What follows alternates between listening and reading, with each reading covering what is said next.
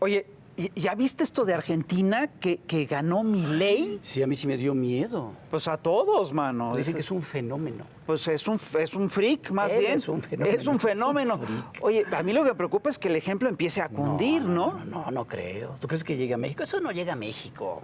Algo así no puede llegar a México. ¿De qué están hablando, zurdos de mierda? Oye, ¡Viva la libertad, carajo! Oye, no, espérate, no sabes. Tranquilo. Te pareces al hermano de Koyak. No, te pareces más bien al Pirurris. O sea, ¿qué pasó? Sí es. O sea, mi papi. Oye, no, a ver, espérate, si de veras queremos saber, vas a quitarle esto. Ya, mejor. Ya, quítate esto, mano. Ya. ¿Crees que mi ley es para imitarlo? Oye, pues está teniendo ideas frescas, ideas Ideas renovadoras. Oye, no, para que sepas para que sepas bien quién es Milei, invitamos a alguien que sí sabe ¿Sí? quién es Milei. ¿Quién es Milei? A ver, pues a ver. Ya está. Ahí está. Ándale. Federico Bonazo. Bonazo, bienvenido a la verdad. Se me hizo, caballero. Escritor, Analista político del- en fechas recientes. doctor de análisis Pásale. político en el Twitter. He hecho todo tipo de maniobras en Twitter para llegar a este momento. Pues lograste llamar Lo nuestra logré. atención. Vas a decir, hay tanto para esto. Un gusto grande. No, el foro está increíble. Está más padre todavía de lo que se ve. Oye, Federico, pues bueno, te invitamos porque te hemos visto muy activo en Twitter, precisamente en el contexto de lo que pasó en Argentina sobre Javier Milei, y que fue una sorpresa para todos. Una sorpresa aterradora. Aterradora. Y pues básicamente para que la gente entienda quién es Javier Milei. ¿Quién es ese personaje tan extraño? ¿Es real?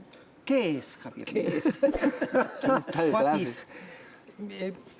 Es una pregunta no tan fácil de responder como pareciera en primer término. Yo creo que es un agente del establishment económico.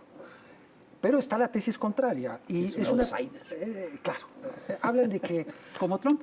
la tesis contraria es que sería un outsider, un self-made man que viene de una pureza con sus drásticas ideas económicas, pero que viene de una independencia del poder político tradicional, a desafiar ese poder político y todo lo que se le ponga enfrente para recuperar por fin a la Argentina y convertirla en la primera potencia mundial que era a principios del siglo XX, tal cual sostiene Milei. Yo dudo esa aseveración, pero sin duda la Argentina a principios del siglo XX era una economía muy fuerte y se ha deteriorado. Entonces, yo creo que es eso.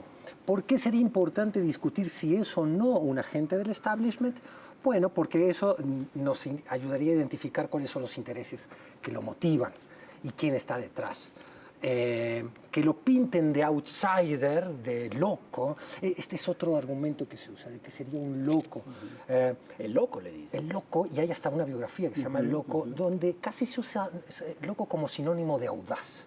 Es el loco que necesita la Argentina para reinstalar la decencia, las buenas costumbres, acabar también con este delirio del feminismo que reivindica el aborto y esas otras atrocidades. Es decir, combina toda la agenda antiprogre de la ultraderecha con una idea económica fundamentalista, casi de disolución, de desarmar el Estado, digamos. Disolución del Estado. Disolución, gracias. El COVID largo tiene sus consecuencias. y cierta dosis de tequila mañanero también. No. Exacto. ¿Qué él ha moderado ahora? O sea, el haber ganado ese 30% que lo sorprende a él mismo, que ya está diciendo que hubo fraude. Me hicieron fraude. Perdón, Federico, pero ¿de dónde viene él antes de dónde viene? a lo que Muy pasó bien. recientemente en la Él ha sido ¿De dónde empleado del establishment económico. Ha sido empleado de Urnequian, Eduardo Urnequian, que es un empresario que, como sucedió en México, tantos empresarios que se vieron beneficiados con la privatización de empresas estatales. Ha hecho negocios muy turbios y está acusado de corrupción. Urnequian, el patrón de Milei, y de ese estado, curiosamente, que Milei dice que con el que no hay que tener relación, ¿no? Que el empresario no debe mantener relación con el Estado. Entonces, como empleado de Urnequian, ya ahí tenemos un primer factor de sospecha. Luego, admitido por el propio Milei, hay todo un lobby empresarial que lo ha impulsado, lo invitó a participar en la batalla cultural, es decir, instalar las ideas y narrativas de la derecha en contra del avance del comunismo, ¿no? Y suena Estos eso. derechos. ese es Milei, el león Milei, que cuando se reúne con los empresarios, como bien lo critica Miriam Bregman, que es la candidata de izquierda en Argentina, se convierte en gatito, ¿no? Con los empresarios es un gatito. Cuando salen sus manifestaciones, detrás de esta pantalla gigante con la melena del león, es el león Milei. Y ideológicamente es una persona que converge, sea outsider, más loco o no. En realidad, Milei está lo suficientemente cuerdo como para causar muchísimo daño, ¿no? Si está loco o es un outsider, él sería un elemento irrelevante en cuanto a lo que sería lo que representa políticamente. Y políticamente es eso. Va a privatizar la salud, va a privatizar la educación, trae una agenda de agudizar el plan neoliberal. Eso, digamos, se podría plantear como síntesis, con matices muy interesantes que lo diferencian de Bolsonaro, que lo diferencian de Trump, que hacen que no sea tan fácil combatir las ideas que Milei ha puesto sobre la mesa. Esa es una característica del personaje que creo que es interesante también analizar. Representa esto que yo he dicho, a mi modo de ver, pero la manera de combatir y contraargumentar sus posturas no puede ser tan simple como decir es un delirante fundamentalista que va a llevar el caos a la Argentina nada más. Hay que estudiar lo que él propone, ¿no? Pero sí está, es decir, hay acusaciones de que tiene vínculos con el Atlas Networks. Sí, claro, está financiado por Atlas Network. Es un financiamiento que no sé si se ha comprobado fehacientemente con documentos, pero es claro que viene del Atlas Network, esta organización que además surgió con el thatcherismo, ¿no? Que Fisher, el que la crea, es uno de los principales asesores de Thatcher, que después compra y se intenta expandir a lo largo de fundaciones locales, a lo largo de toda Latinoamérica, Estados Unidos mismo. Steve Bannon, son la alt-right, son la derecha alternativa latinoamericana, como su compañero Agustín Laje, personaje también siniestro, diría yo, Laje, porque vienen investidos de académicos y de gente pensante y de gente tolerante, y en realidad representan la intolerancia y lo que se llama hoy neofascismo, posfascismo, como queramos llamarlo, ¿no? Bueno, él se define a sí mismo como un anarquista de libre comercio. Correcto. Un libertario. Anarcocapitalista. Anarcocapitalista. Es decir, perdón, ¿el término se sostiene? Es decir, ¿puedes pedir que se elimine el Estado y ser y mantener las lógicas, no solamente el capitalismo, sino las lógicas del libre comercio, las lógicas del consenso de Washington? Yo creo que no. Yo creo que eso es una falacia absoluta, que el capitalismo ha funcionado gracias y por un Estado, ahí podríamos ser un poco marxistas, decir por un Estado burgués, que ha salido a rescatarlo, como salió Obama a rescatar a los banqueros, como salieron aquí con el Fobapro a rescatar también. Es decir, cuando el mercado falla, cuando las reglas de la libre competencia causan daños en algunos de los poderosos y privilegiados, entra el Estado a rescatarlos. Creo que es una falacia, una contradicción de términos, como tú bien lo planteas. De todas maneras, bueno, sí plantea respeto irrestricto a la libertad de los individuos y que el Estado es un invasor de esa libertad individual, digamos. En realidad promueven el darwinismo social, ¿no? Claro. Es una idea de darwinismo social de sálvese quien pueda. Cuando yo visualizo cinematográficamente qué significa Milei, voy a The Walking Dead, ¿no? Claro. Los experimentos anarcocapitalistas, que los ha habido, Freetown en el estado de Nueva York, han terminado comido por los osos. ¿Y en Acapulco? En Acapulco hubo otro, ¿te acuerdas? Sí, hubo otro que acabó, es decir, todo libre comercio, entonces uno trata de ir de negociar droga, porque pues, es libre comercio, y llegó el narco y los hizo pinole, ¿no? Es una cosa increíble. Exacto, y además, ¿cómo instalas volver a los cazadores-recolectores cuando tienes a Jeff Bezos, ¿no? Jeff Bezos y todos esos muchachos no van a querer regresar al estatus de cazadores-recolectores que propone Milei. Sí, claro. Si hacemos una reducción al absurdo de sus propuestas, es eso, los individuos libres a las reglas del mercado. Pero ¿cómo llegamos a esto? Así, básicamente, ¿por qué es que llegó ¿Cómo a es tener que el 30%? Milei es una alternativa? Exacto. Una alternativa real, como la fue Bolsonaro, como la es Trump. Porque hay una crisis de representación política en la Argentina, muy grave. Y esto me obliga a criticar a una opción que nos animó, que nos dio muchas ilusiones, que fue el kirchnerismo, sobre todo el primer gobierno de Néstor Kirchner.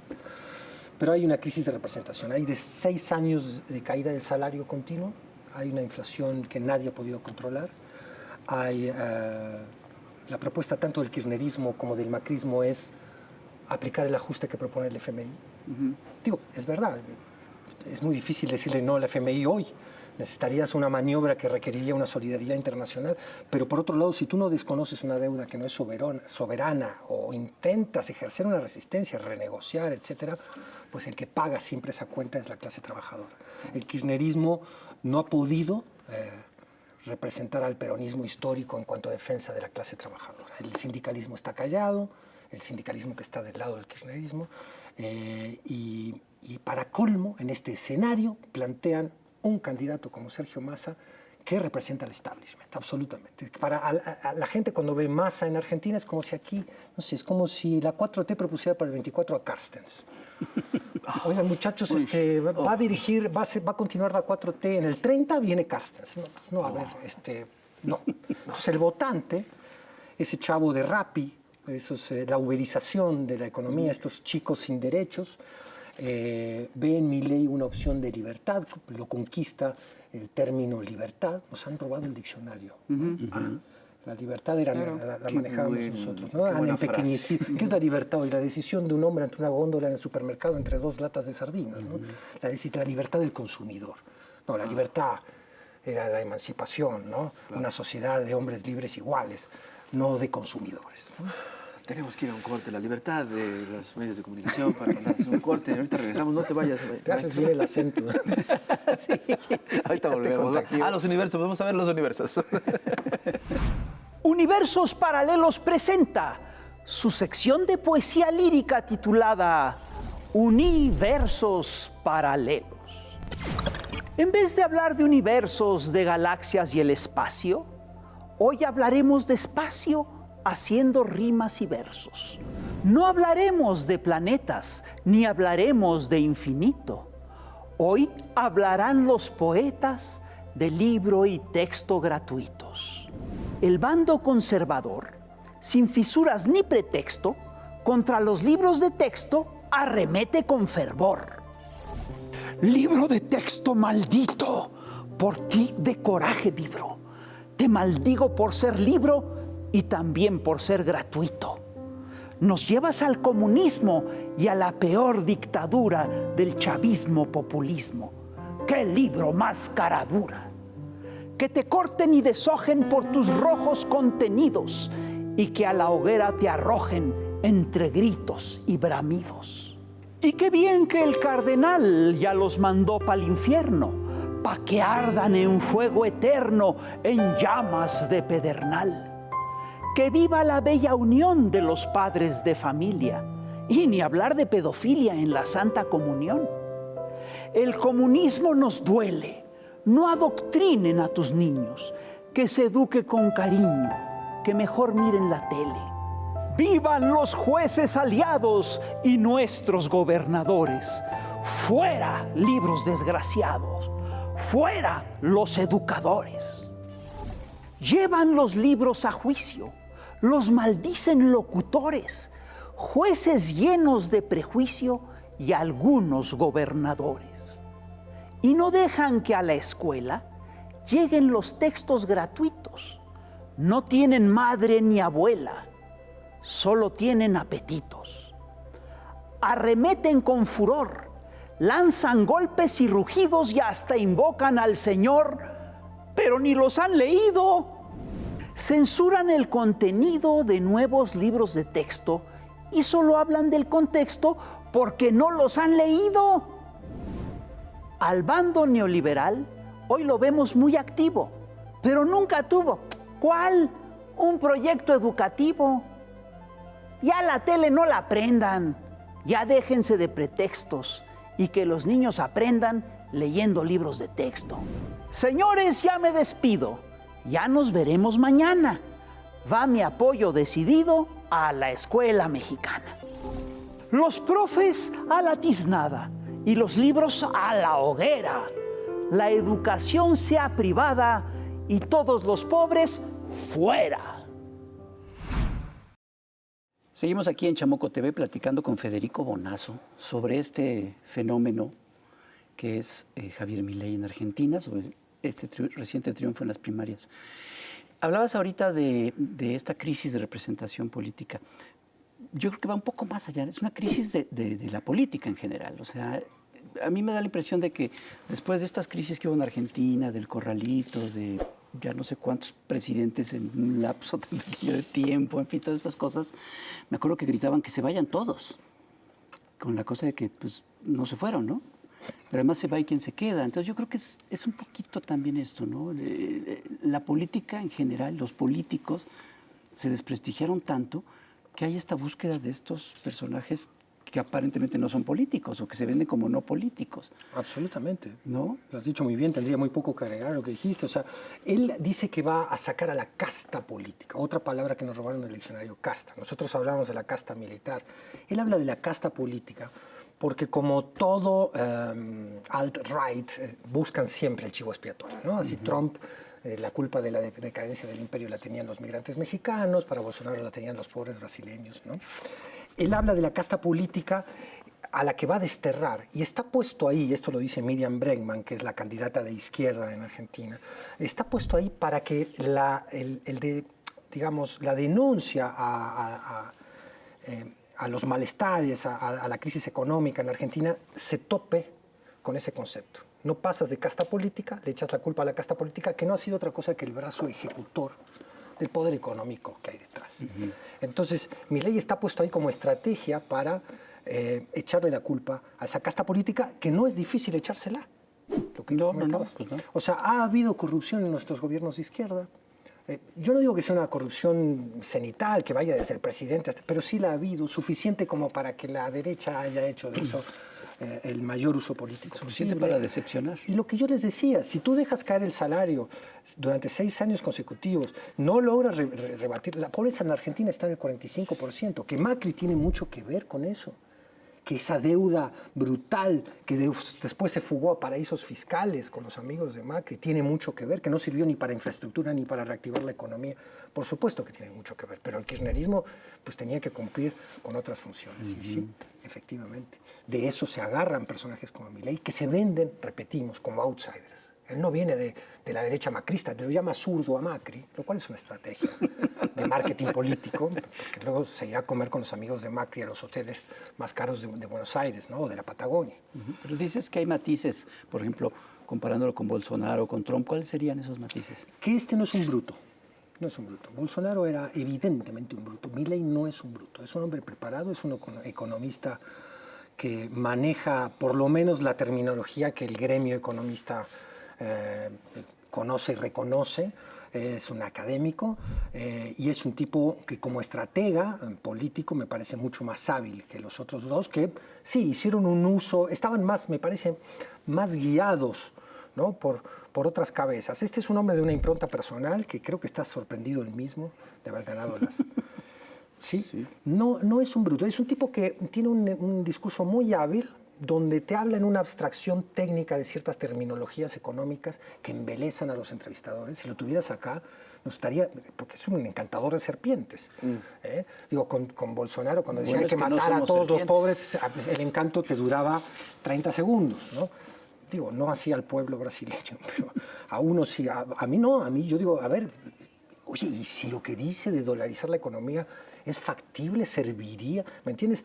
Y después, en medio de este discurso abstracto, técnico, que embeleza a esa televisión argentina que le dio todos los foros, te manda 2 o 3 eslogans, ¿no? Yo voy a acabar con la pobreza en la Argentina. Es un tipo muy, muy hábil, que viene de una generación de gente más joven de la derecha alternativa, muy hábil como Agustín Laje también, a que quiso poner a prueba Hernán Gómez Rueda en una entrevista aquí y no le salió. Tú te vas a entrevistar a Agustín Laje, si algún día lo traen aquí, avísenme. Porque, ojo, son tipos que con una falacia muy bien disfrazada te dan vuelta la discusión muy fácil, ¿no? Están preparados. Tú señalaste que Milei lo que representa al final de cuentas es el darwinismo económico. Darwinismo social. El darwinismo social. Bueno, el problema con el darwinismo social es que al final de cuentas es, digamos, es una visión del mundo que básicamente lo que hace es que pone de lado la injusticia social, los temas éticos, los temas morales, y eso también lo está haciendo Milei. Correcto. Y lo que hace esencialmente es que justifica la injusticia social. La justifica, cuando tú ves la falacia de la meritocracia, se desarma de una manera muy fácil. Tú dices, bueno, primero habría que cuestionar si queremos una sociedad basada en la competencia feroz entre los individuos, ¿no? Eso es cuestionable en sí, pero si la queremos, por lo menos... Además, eso es una mala lectura de Darwin. Darwin no No, claro. eso. Perdón. Perdón. No, ese es Spencer, ¿no? Creo que Sí. Sí, no. Darwin hablaba de los animales y además Darwin tenía una visión humanista de la existencia. No. Es incorporar lo que sería el determinismo biologicista a las sociedades humanas, obviando la cultura. Es decir, no existe la cultura, no existe la política, no ha existido las ideas de justicia social, no existe nada. Lo único que existe es la ley del más fuerte. No, pues no, claro que no. Pero en el fondo es eso, y la falacia de la meritocracia es eso, y la falacia de la huevonería de los pobres es la misma. Además están hechas para justificar la culpa que alguno de ellos pueda tener de ser tan indiferente al dolor ajeno. ¿Por qué? ¿No? Otra palabra que nos roban es la de servir al prójimo, ¿no? Es otra frase. Él dice, hay que servir al prójimo ofreciéndole bienes de mejor calidad a mejor precio. Claro.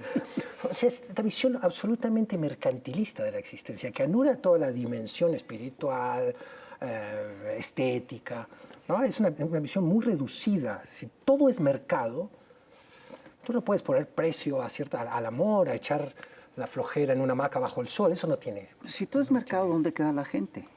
¿No? Porque el tema de fondo es este. Si todo es mercado, la gente no tiene lugar, no tiene derechos, y la gente es una mercancía, y todo se reduce a una mercancía. Tu salud es una mercancía, la educación es una mercancía, tú tienes derecho a la educación que puedes pagar, tienes derecho a la salud que puedes pagar. La gente son consumidores. Exacto. Son productores, el derecho a producir, el que hablaba Vargas Llosa, ¿no? Así es. Está la teoría de la mano invisible del mercado, de un Adam Smith que además tenía una pulsión ética. Ese primer capitalismo que analiza la sociedad del siglo XIX, del siglo XVIII, está basada quieren que la sociedad mejore y creen que la mano invisible del mercado la va a mejorar. Hay suficientes pruebas a lo largo de la historia de que hay explotadores que acumulan capital, se aumenta la desigualdad social y la mano invisible, muchos la tienen en el trasero y no se han dado cuenta. Pero hay una cosa que señaló Chomsky en una ocasión, él se pone a rastrear dónde utiliza Adam Smith la frase la mano invisible del mercado, y no la utiliza en el sentido que lo usan los neoliberales. La riqueza de las naciones. No, claro, de los neoliberales. Es una trampa, pero fantástica. Pero claro, por supuesto. Así como, es decir, lo que dice Adam Smith es una cosa muy simple. Habla de cómo la mano invisible del mercado inclinaría la balanza a favor de los productos británicos si hubiera una invasión de productos franceses. Es decir, es todo lo contrario de lo que dicen estos señores. No, totalmente. Oye, hablaba hace rato de cómo Milei encanta a ciertos sectores y promete ciertas cosas y a algunos les puede parecer que eso es pertinente. Pero realmente, plausible. Desde tu punto de vista, ¿cómo sería un gobierno de Milei? Realmente, ¿cómo sería? Yo creo, a ver, es muy buena pregunta porque, no lo quiero decir. Ojalá no sea el presidente de los argentinos, pero hay muchas posibilidades de que lo sea. Entonces, ¿cómo sería un gobierno de Milei? Bueno, yo creo que sería un gobierno acotado porque tendría muy pocos legisladores que pudieran llevar a cabo las reformas que él necesita para el programa anarcocapitalista que tiene en la cabeza. Por otro lado, hay un mundo, ahí sí hay un establishment económico que no le permitiría a Milei hacer el ejercicio bestial que tiene en la cabeza, si es que realmente es el objetivo. Porque hay que ver también del fanfarrón al presidente con qué nos encontraríamos. Él ya está rebajando una serie de locuras con las que llegó ahí. Ya las está rebajando porque necesita afianzar el voto de ciertas capas medias, también del voto de la gente más golpeada por el neoliberalismo en Argentina. Entonces no puede decir locuras. Entonces entre lo que dice y lo que hace hay una larga distancia. Uno puede especular con algo terrible, que es que va a reprimir. Eso a mí casi no me cabe bueno, yo recuerdo la imagen, pero la tengo aquí, de Milei diciendo, zurdos de mierda, pónganse a temblar. Pónganse a temblar, zurdos. ¿Qué implica esto? En un país como Argentina, en el cual la izquierda fue arrasada Bueno, físicamente. Cuéntanos. Yo soy Tú eres herencia de eso. un personaje víctima, no quiero usar la palabra víctima, porque además lo único que le agradezco a la dictadura militar es que me permitió encontrar el refugio maravilloso de este país donde vivo hace tantísimos años. Pero sí, claro, la vicepresidenta, la candidata a vicepresidenta que acompaña en la fórmula a Milei, que es Victoria Villarruel, es un personaje que quiere reivindicar la teoría de los dos demonios a un grado brutal, es decir, ella quiere llevar ante la justicia a todos los que ejercieron resistencia al golpe militar. El golpe militar fue una violación del orden constitucional acompañado de las prácticas más terribles de tortura, desaparición y exterminio de opositores. Comparar a los que resistieron, incluso desde la posición armada, a los que perpetraron el terrorismo de Estado es un delirio. Bueno, no solo quiere reinstalar narrativamente el delirio, quiere llevarlo a la justicia, robándole a los organismos de derechos humanos, robándole a las madres y abuelas de Plaza de Mayo todos los términos que ya han usado: reparación, memoria histórica, reconstrucción, juicio y castigo. Todos esos términos que acuñó la pelea de los derechos humanos en Argentina han sido robados. Otra vez nos roban el diccionario, sí, claro, pero esta vez para llevar a prisión a todos aquellos que, según esta mujer, practicaron su propio terrorismo, ¿no? Entonces, va a haber una persecución política por un lado, y apenas los maestros, los obreros salgan a protestar las medidas que implementa el gobierno de Milei, les van a caer una lluvia de palos en la cabeza, eso no me cabe la menor duda. Acabas de pintarnos un panorama no muy agradable sobre, bueno, además yo tuve la culpa porque te pregunté cómo sería un gobierno de Milei. Pero ¿qué alternativas tienen los argentinos enfrente? Exacto. Mira, qué sé yo quisiera creer, porque le tengo tanto cariño a ese país del que yo no vivo allá hace 44 años, estoy mucho más metido en la realidad política mexicana, pero le tengo mucho cariño a ese país y no me deja de causar penas y preocupaciones. Vive allí muchísima gente querida. No lo sé, no me atrevo a... Yo creo que en el corto plazo vamos a tener un escenario muy feo. ¿Pero cuáles son las opciones reales que hay? ¿En este momento electoral? En este momento, sí. Sí, en este momento electoral hay 3 coaliciones que pueden... Una no es una coalición, es Milei solo, con La Libertad Avanza. Y La Libertad, carajo. Viva. Oye, habría que disfrazarse. Y luego está la coalición macrista, que en su interna perdió Rodríguez Larreta, que sería el centro-derecha, un centro-derecha que hace 3 semanas mató manifestantes en la ciudad de Buenos Aires. Ese es el centro-derecha argentino. Perdió con Bullrich, esta montonera conversa, que como todo converso, acuña lo peor de la ideología a la que combatió siendo joven, digamos, ¿no? Sería el caso de nuestro amigo Vargas Llosa.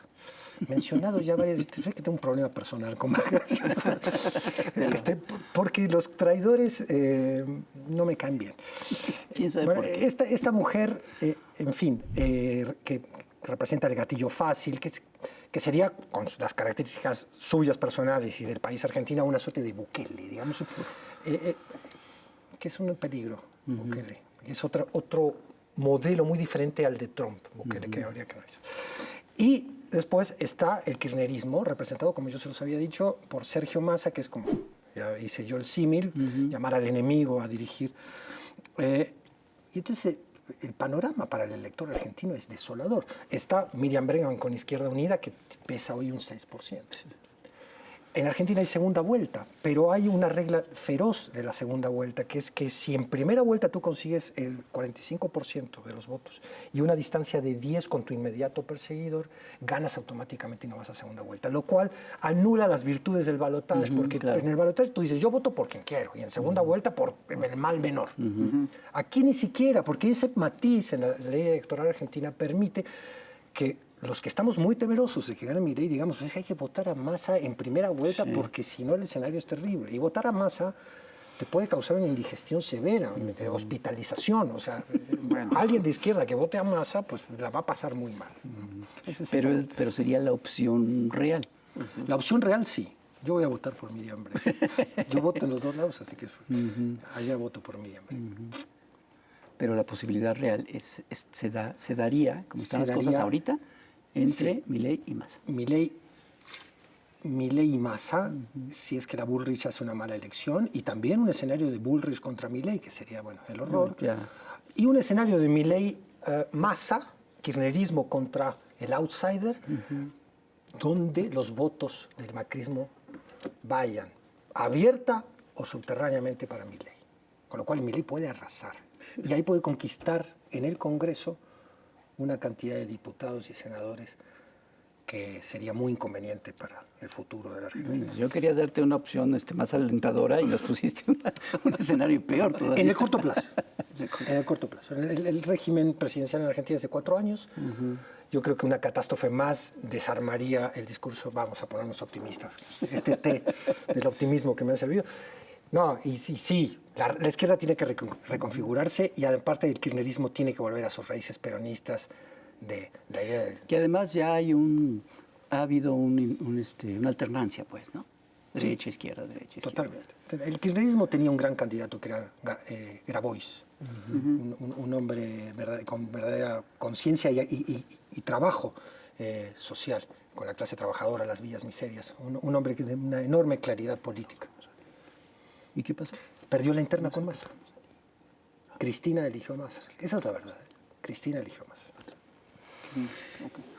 Oye, pero bueno, hace un momento decías que hace 40 y tantos años que no estás en Argentina, tu país de nacimiento, tanto quieres, Sí. pero llevas ya 4 décadas aquí en México. Así es. ¿Ya eres más mexicano? En términos reales, sí. O sea, yo me acuerdo que durante muchísimos años yo fui un argentino de closet, porque los procesos de adaptación en la escuela te obligan a adoptar el lenguaje, el acento y qué sé yo. Decías, hola, manito. Claro. Y sufría mucho por no sentirme mexicano. Hasta que un día el Guadaña, el cantante de la banda Bostik, después de un concierto me dijo, nos echamos tú y yo esa botella de tequila, yo te bautizo mexicano y dejas de estar molestando. Te dejas de pavada. No, yo adoro a este pueblo. Fue el pueblo el que nos recibió aquí. Es verdad que una decisión del gobierno de recibir al exilio político sudamericano, pero el que nos recibió compartió sus espacios de trabajo, el que entendió lo que significaba el drama del que veníamos y el que nos abrió sus puertas fue la señora de Abarrotes, el cuate de la tortillería, los amigos de la escuela, los amigos de mis jefes que les decían, yo tengo un hueco aquí en la revista del consumidor, Miguel, vente a escribir ahí. Es decir, la gente que recibió el exilio con la hospitalidad de este pueblo maravilloso. Sí, soy un poco más mexicano, pero guardo una relación onírica con Buenos Aires. Ahí les traje el libro de regalo con aquel Buenos Aires que nos arrebataron cuando fuimos chavos, ¿no? Qué maravilla. Estábamos hablando de lo que fue la represión de la dictadura en Argentina. Fue una cosa brutal, ¿no? Que fue una cosa verdaderamente de pesadilla. Brutal. Y esto, bueno, el libro de tu padre en ese sentido es muy, muy fuerte, ¿no? Sí, Recuerdo de la muerte. Recuerdo de la muerte. Es un libro además imprescindible. Es imprescindible para entender qué es lo que ocurrió en la dictadura. Y esto además salió en los juicios hace unos años, ¿no? Donde empezamos a ver el horror de la manera más pura, ¿no? Y lo que vimos es realmente una dictadura muy sádica. Muy sádica. Muy Qué bueno que usas sádica. el término. Sí, muy sádica. Abiertamente sádica. Y me parece increíble que haya actores políticos en Argentina que hoy en día estén llamando a la reivindicación De ese sadismo. de ese sadismo. Que no se ¿Qué hayan está, vacunado, ¿qué está ¿no? pasando Exacto. ahí? ¿Qué pasa ahí? Sí. Yo no soy sociólogo, pero los sociólogos deberán contestar esa pregunta porque ¿cómo puede haber simpatía o identificación con ese sadismo? Así es. Hay una negación histórica, por supuesto, que te permite quizás esa identificación. Vinieron a poner orden a todos esos locos comunistas y qué lástima que no concluyeron su tarea. Es lo que dice Milei y su gente, ¿no? Que la dictadura no concluyó la tarea. Es lo mismo que se dice en Chile, que Pinochet no concluyó la tarea, ¿no? Que empezó bien matando a Allende, pero que después tuvo que matar a muchísima gente más y qué lástima que no los mató porque estos zurdos han avanzado. Es profundamente doloroso para quien vivió la experiencia del exilio y que salvó la vida de milagro, como tantos otros que pudieron encontrar refugio en el exilio y al contrario de lo que les fue el destino de tantos otros que fueron capturados por esa dictadura sádica. Los que dicen, no, pero la locura, no está loco un gobernante como Videla que ordena secuestrar a las opositoras políticas embarazadas, violándolas, torturándolas, y después de que tengan su hija o hijo, dando esos niños en adopción y después matándolas a ellas, borrándoles además su identidad y su historia a esos chamacos, que es la gran tarea de Abuelas de Plaza de Mayo, que es la de restituir esa identidad y encontrar a esos muchachos. ¿No está loco ese tipo? ¿No está loco el sádico de Pinochet? Finalmente la ultraderecha tiene un grado de locura. Cuando dice que Milei está loco, están locos todos ellos, ¿no? Porque esta inmoralidad habla de una sociopatía, o sea, tú pierdes por completo el sentido del otro. Sí, pero esto es perfectamente empático con la lógica esta en la que lo que importa es el mercado y no importa la gente. Hay un proceso de deshumanización en lo económico y en lo político, pues, ¿no? Y eso es ante lo que estamos. La destrucción de la idea de una sociedad solidaria. ¿no? Claro, por supuesto. La eliminación de la dimensión social del ser humano. El ser humano es un bicho social. No puede existir la libertad de los individuos en estado puro y abstracto. El individuo necesita al otro individuo, necesita reflejarse, necesita cooperar. Este es un mundo en el calentamiento global. Al que niegan Macri. Al que niega Milei. Perdón, Macri también, seguramente. No, Milei. Quise decir Milei. En la intimidad debe negarlo. No sería capaz de decirlo públicamente, pero... Si no cooperamos, sí, claro. Si no recuperamos la idea del bicho social, del bicho que necesita al otro, estamos perdidos.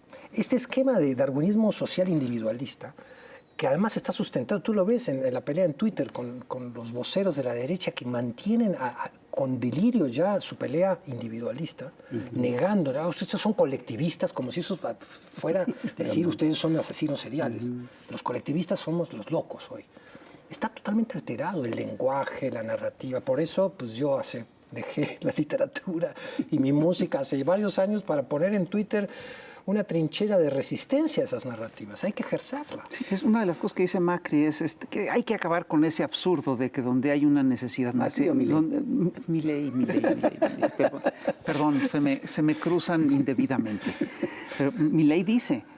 hay que acabar con esa lógica que señala que donde hay una necesidad nace un derecho. Exacto. Me parece increíble. Él propone, dice que la educación y la salud están subvencionadas, que se está subvencionada la oferta y no la demanda. Entonces el que va a subvencionar la demanda. El que quiera estudiar o acceder a la salud va a tener que acceder al mercado de la oferta de salud y la oferta de educación con unos vouchers que daría el Estado, pero que en general, según otros de sus colaboradores, en realidad darían algunos hombres filantrópicos. Entonces el que quiera estudiar allí donde no haya competencia de educación se quedará sin estudiar. Es el fin de la educación pública gratuita. Disfrazada con estos eufemismos técnicos, ¿no? De esta subvencionada la oferta, toda esa jalada que convence a muchísima gente. Dramático, pero bueno. Oye, me quedé pensando en lo de la reivindicación de la dictadura. ¿No tendrá que ver también con una nueva generación que no vivió la dictadura? Sí, claro que sí. Esa es una... o que tiene la memoria histórica suficientemente lejos como para no otorgar la importancia a esa lección histórica.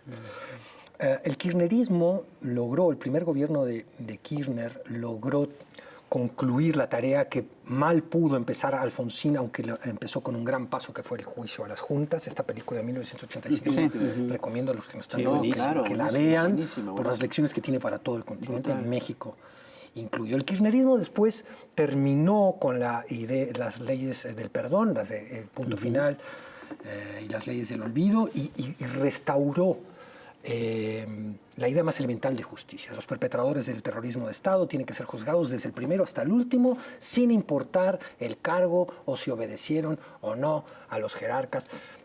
Y eso generó un ánimo revanchista en todos los que, pues hoy, se suman a las filas de Milei, como la propia candidata a vicepresidenta, ¿no? Es decir, sí, hay una juventud que se olvidó de estos procesos, de estas conquistas sociales. Cuando aparece la justicia es una conquista social. El país ganó en conciencia, ganó en memoria, ganó en prospección al futuro. Cuando eso se tapa, se olvida, y se olvida con narrativas como la franquista en España, que pretende olvidar los crímenes de la guerra civil, o nunca reconocer siquiera el bando republicano, porque hay como un negacionismo de que hubo republicanos, ¿no? Y sí, se aprovechan de eso. Entonces la tarea de la memoria es permanente. Y nos toca a las nuevas generaciones seguir la tarea de Miguel Bonazo con Recuerdo de la Muerte, y aquí la tarea de Revueltas o de tantos de los que han contribuido a la memoria de este país. Nos toca a nosotros mantenerla en vilo, ¿no? Sí, claro. Yo quisiera que habláramos de México. Sí, Bueno, sí, porque sí le sabes, se nota. Ya que eres en tu mexicano, Twitter. Exacto. ya que te bautizaron con ese tequila. Exacto. Y eres ¿Cómo bueno para ves? los trancazos en Twitter. ¿Cómo ves el panorama? A menos, ya bastante menos de un año de las próximas elecciones y ante esta disyuntiva de continuar con la transformación que se dio o regresar. La reinstalación del neoliberalismo que representan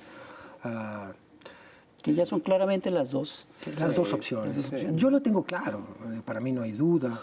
Tantos años viviendo en México, viendo el fatalismo político en el que estábamos como sociedad, en que no podíamos incidir sobre la política, ¿no? El ciudadano no tenía incidencia sobre la política.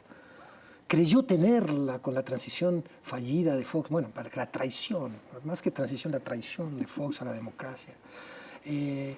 Hasta que viene un gobierno que realmente no pertenece a la coalición política que durante décadas mantuvo un sistema económico y un pensamiento político deleznables, ¿no? Que causaron tanto daño en este país. Con todos los defectos inevitables y esperables que podíamos anticipar además. No vas a combatir la inercia de 4 décadas de neoliberalismo, solucionarlas ni en 5 ni en 10 años. Entonces, bueno, para mí el camino está claro. Yo creo que hay unos logros notables en cuanto a derechos laborales y rescate del poder adquisitivo de la clase trabajadora mexicana, que son notables y que ya no son ilusiones que teníamos al principio del sexenio, sino que ya son datos que el Coneval, el INEGI confirman, lo cual no resta la cantidad de deudas que tenemos con nosotros mismos como sociedad. ¿No? También es hora de que los ciudadanos no solo le echemos la culpa, como hace Milei, a los políticos y tomamos nuestras propias responsabilidades cívicas, ¿no? Nos toca a nosotros defender la memoria, nos toca a nosotros defender nuestro espacio político conquistado, nos toca a nosotros defender a un proyecto de gobierno que, con los errores que tenga, realmente es el primer cambio de rumbo serio en función del bien común, de un país donde quepamos todos, de un México mejor, sin duda. Un México que no se ponga a la venta, como se quiere volver a poner a la venta la Argentina ahora con Milei. arremate. Arremate. Ni siquiera es a la venta, es arremate. Así es. ¿Estás seguro que es Milei o no es Macri? Perdón. Oye, no, es que tú tienes razón, fue Macri, es Milei. Sí, claro, no, es Milei, es Milei. Y en ese sentido, ¿qué crees tú que hizo bien López Obrador, que hizo mal Fernández?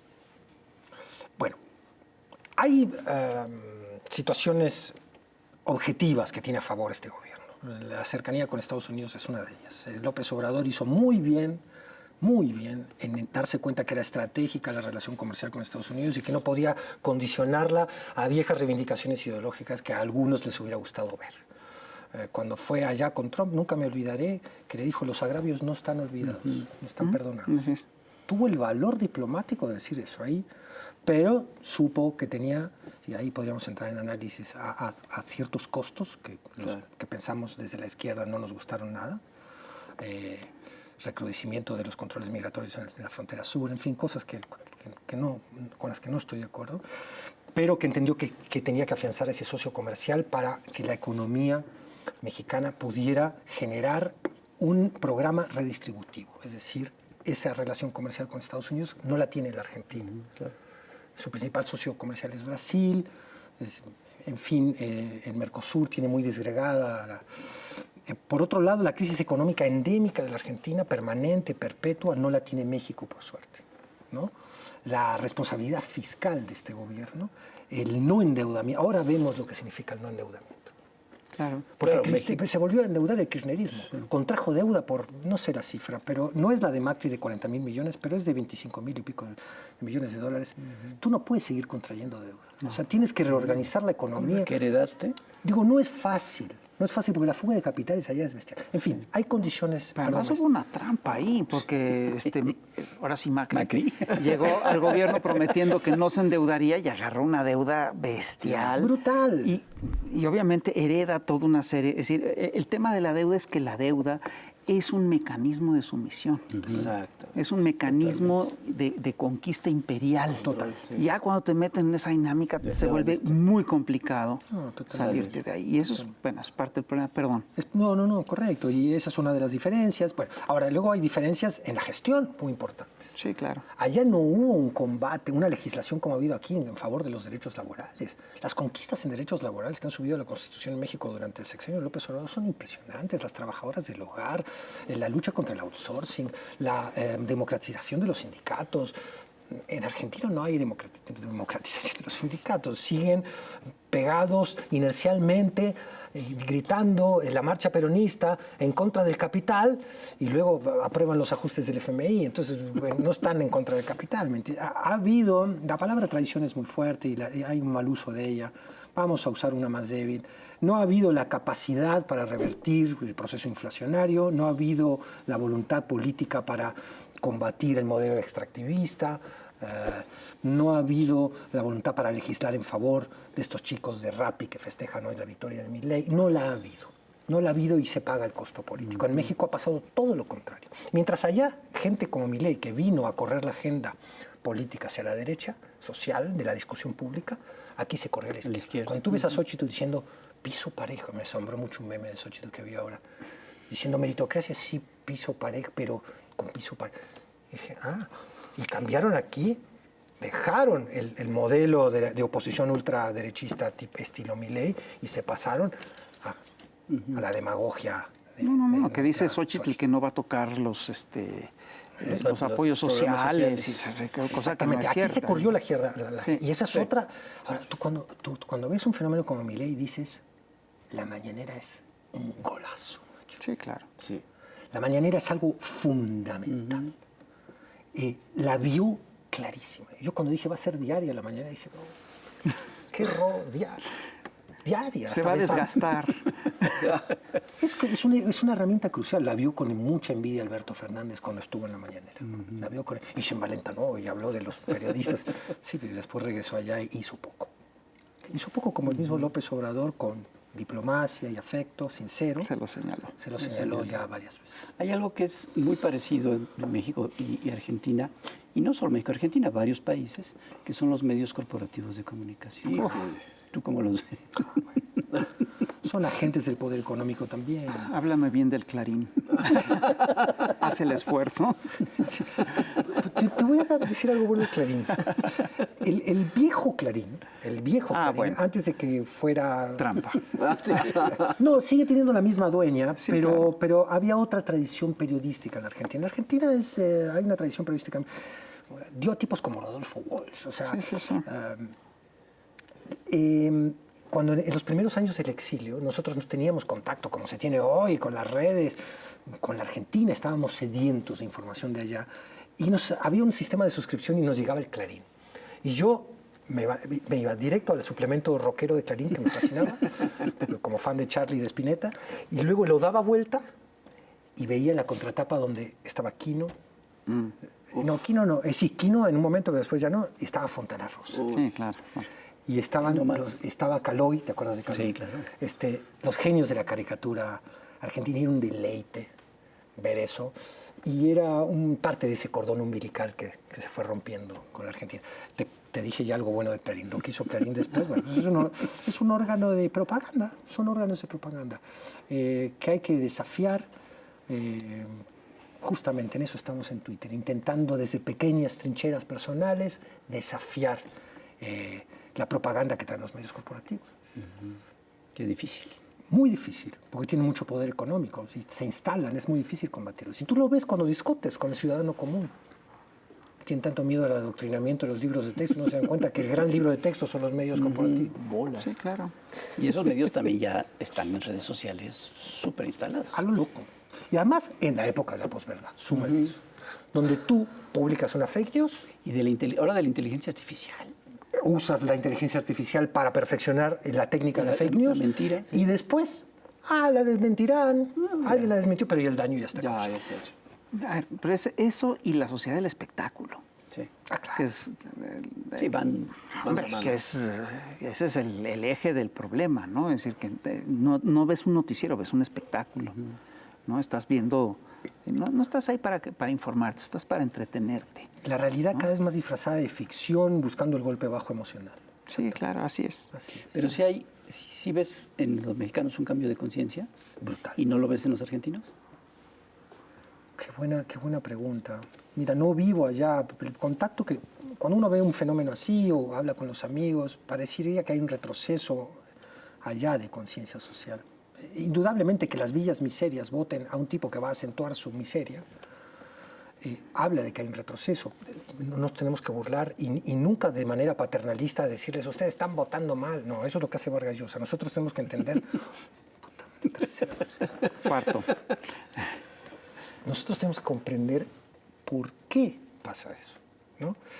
Pero aquí, al contrario, voluntaria e involuntariamente, porque el odio que genera el acento tabasqueño de López Obrador, porque yo decía en algún tuit que me hizo favor el presidente de reproducir, que lo odian no porque haya tocado uno solo de sus derechos. No. El presidente no ha tocado uno solo de los derechos de las clases privilegiadas.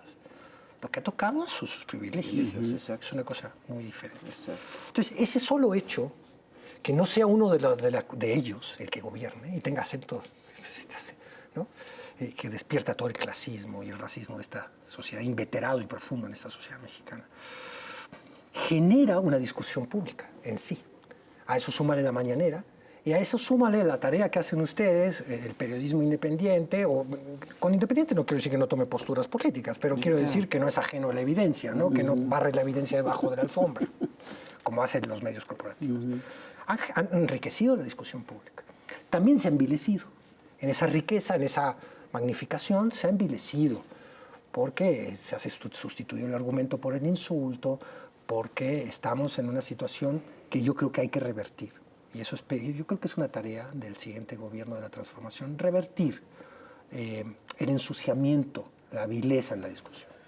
Hay que recuperar un valor democrático que es el diálogo. El diálogo es un valor democrático. Y hay que enriquecerlo con evidencia, hablando de los temas, no convirtiendo temas en tabús. A ver, pero yo estoy de acuerdo contigo, pero aquí el tema es quién envilece el diálogo. ¿Quién envilece Porque más? aquí, no es quién envilece más, quién lo envilece. Empecemos por ahí, porque eso ya es... Estamos entrando en territorios... Sí, son territorios delicados, porque yo sí estoy convencido de que existen en estos grandes medios corporativos existen herramientas. Estos grandes medios corporativos tienen herramientas para envilecer el diálogo y es parte de lo que hacen. Claro, por supuesto. Justamente, Son para eso. Son para eso. Son para eso. Son para Claro. Y por eso, por ejemplo, se abren las redes sociales, lo cual permitió un cambio muy importante abajo.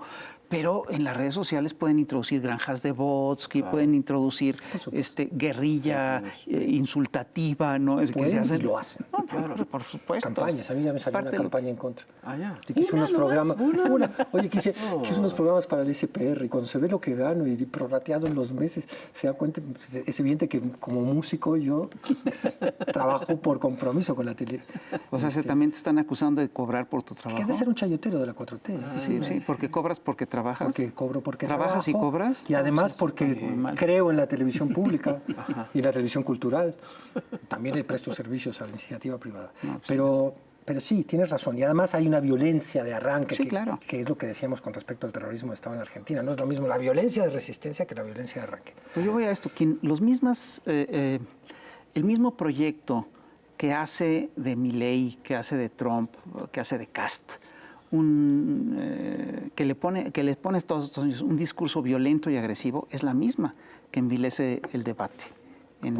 No, por supuesto, por supuesto. Lo que yo creo es que a veces caemos seducidos de este lado en la respuesta fácil y emocional, porque tiene un rédito inmediato. Yo cuando me enojo... Pero eso es lo que buscan. Eso es lo que buscan y no debemos caer en eso. Así es. No somos iguales, pero eso hay que sostenerlo en la práctica. Y hay que sostenerlo en la discusión pública. Porque si empezamos a subir memes donde atacamos la imagen de los que nos caen mal políticamente... Bueno, es que eso es un poquito la caricatura. Sí. Nos pones en un pequeño predicamento, porque la caricatura es precisamente Pero eso. ustedes le dan a todos. Sí, claro. No, además, no nos burlamos de su físico, sino Nunca. usamos su físico Para otra cosa. para criticar Nunca. sus características morales. No, lo que quiero decir es el reduccionismo del meme. Sí, sí, ¿no? sí. No digo la caricatura, del meme. sí. ¿no? Ciertos personajes que tenían cierto prestigio intelectual, seducidos por poner un meme infame, ¿no? que implica algo que no es la realidad. O sea, por ejemplo, este ataque feroz al presidente de que es insensible al dolor ajeno. Sí. Que se burló de los... Eso es infame, porque hay muchas cosas que criticarle al presidente. Yo lo he hecho abiertamente pero esa vileza Eso no es cierto. no se puede contestar con vileza, se tiene que contestar con evidencia. Es una tarea más ardua, sí, porque ellos son dueños del golpe emocional estilo Milei. Y de los medios. Es decir, el problema no solamente, es decir, aquí el tema... Bueno, aquí hay un medio que resiste. Sí, hay un espacio que resiste. El tema es muy simple. Ellos tienen los medios y utilizan todas estas herramientas de golpe, de golpeteo emocional, Por supuesto. ¿sí? Para defender sus intereses. Y es el viejo dilema de la izquierda. La izquierda, si es algo, es una resistencia ética, ¿no? Es un refugio de la decencia, si es algo la izquierda. Entonces, la izquierda, a veces cuando se ve avasallada por el ataque vil y poderoso, dice, si yo no juego así, ¿cómo resisto? Es un dilema. Sí, hasta a mí me han llegado a decir, tenemos que usar una sopa de escorpio y chocolate. Y te vamos a mentir también. No, pues no. Eso no lo vamos a hacer. Claro que no. Oye, Federico, pues ya nos estamos yendo, pero no queremos irnos sin que nos platiques sobre... Tú eres músico. Sí. Músico y escritor. Músico y escritor. Y está Juguete Rabioso, que es esta banda importante, que además con un sabor argentino, desde el propio nombre, ¿no? Argenmex, sí. Entonces, ¿qué estás haciendo ahorita? ¿Qué vas a hacer? Muchas gracias. Les agradezco mucho que me den un espacio al lindísimo público que ustedes tienen de poderles hablar del Juguete Rabioso, que es el proyecto de mi vida, un proyecto que además siempre tuvo bandera. Cuando vimos que aparecía una banda que se llamaba Sin Bandera, dijimos, nosotros somos con bandera. O sea, tenemos dos banderas, la rabia y la memoria. El Juguete Rabioso sigue vivo, es un ente en sí que se resiste a que lo matemos sus integrantes.